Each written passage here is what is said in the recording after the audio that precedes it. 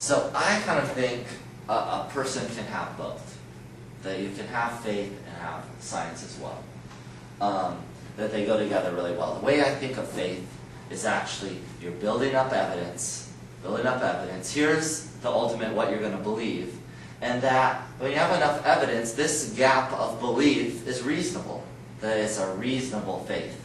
And it's based on things that are tangible and that we can kind of understand, even though we might not be able to see God or see that thing.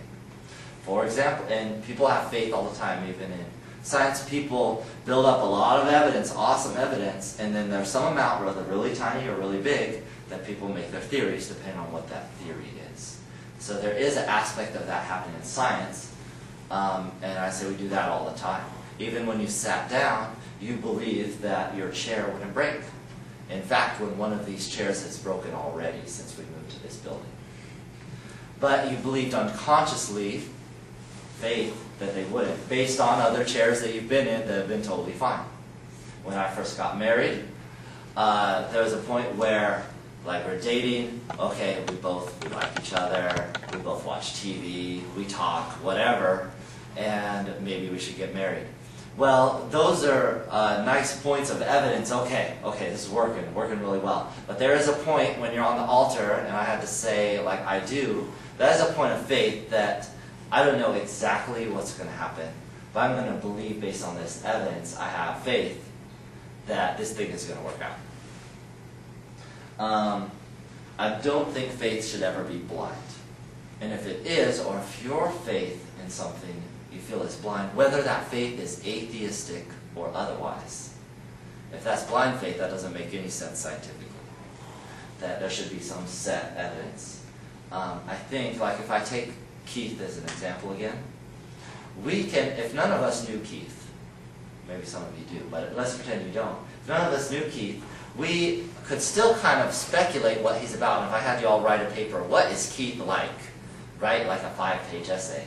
Because seems like a nice guy, he likes dark colors, this is what I write. Maybe he likes Skittles, I don't know. You just write random stuff. If we compare all our papers, they'd be totally different.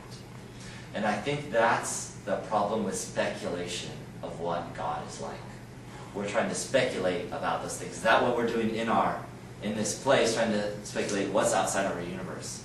What we really need, and if you go back to that riddle analogy, the way we would know what's on the outside is if something from the outside could penetrate the walls and come inside and tell us about it. And I think, as far as God, that's what we call, with respect to God, revelation.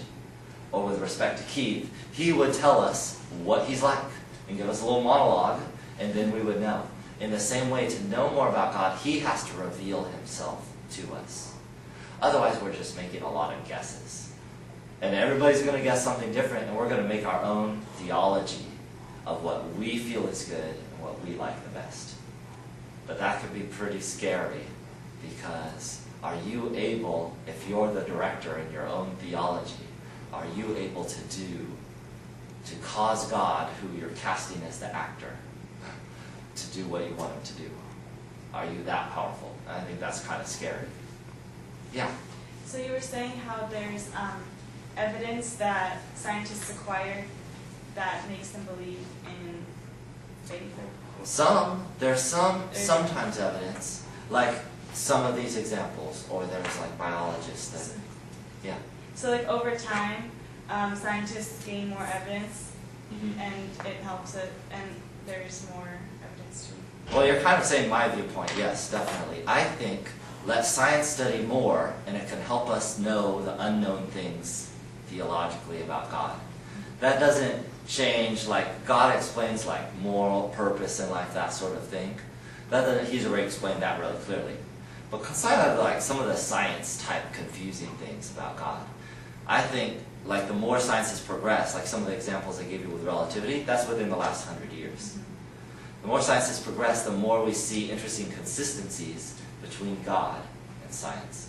So does that kind of answer your question? Yeah. So I'm excited. I want to let scientists go and study more, because I think it helps us understand the source more. But it's never going to reach, like, full... I don't think so. I don't think that's possible. And even science would agree with that. with science, there's no more 100% certainty, especially with the advent of modern science, quantum mechanics, etc. What that tells us is that everything is more like a probability.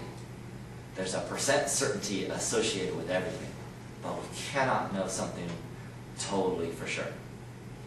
And that causes a major problem with people who want to know that. But that's just what science has found. And being someone who believes in God, that makes me like, okay, I feel better about that, because that's the same way I think about God. I can't know for sure until He finally returns someday that He's around, you know. But I have this evidence, and I have an amount of faith in that. So, yeah, I don't think even in science you can know something with, say, 100% certainty. Maybe there's some interesting oddities, but in general, I don't think so. You can know something really well, 99.9999, etc. Yeah. There's some basis of uncertainty, but that doesn't mean I disagree with science. I totally agree with it, and I'm just okay with this uncertainty. And the more you get into grad school, the more you realize how much uncertainty there is. The more you take like general chemistry, the more we kind of make things feel like everything's set and certain and you know it for sure. But the more you kind of get into advanced science, research, etc., you're like, wow, it's less straightforward than what I thought. It's kind of like the more you learn, the more you know. You realize how much you don't know. Yeah. Unfortunately with science, like each new discovery lends itself to like 10 new questions. Shoot, I am increasing the amount I don't know rather than decreasing it. We've learned a lot for sure, and technology is fantastic, but there's just more things now we don't know. Oh shoot, there's something smaller than quark? Let's call it a string. And what the heck is that? Yeah. I want to give you like one more analogy.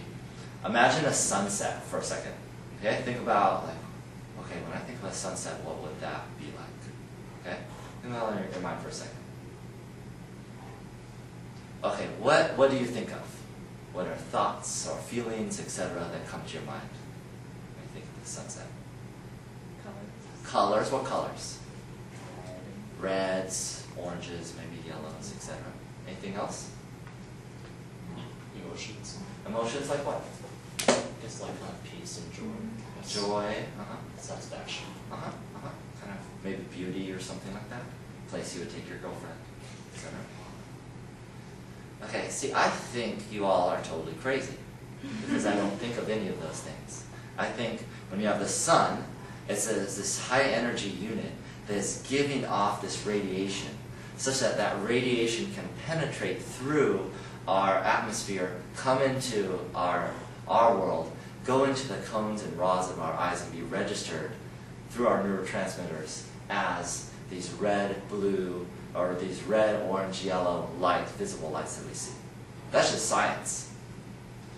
But if you think about it, no normal human thinks that way. However, this is what we usually make our Earth in science terms.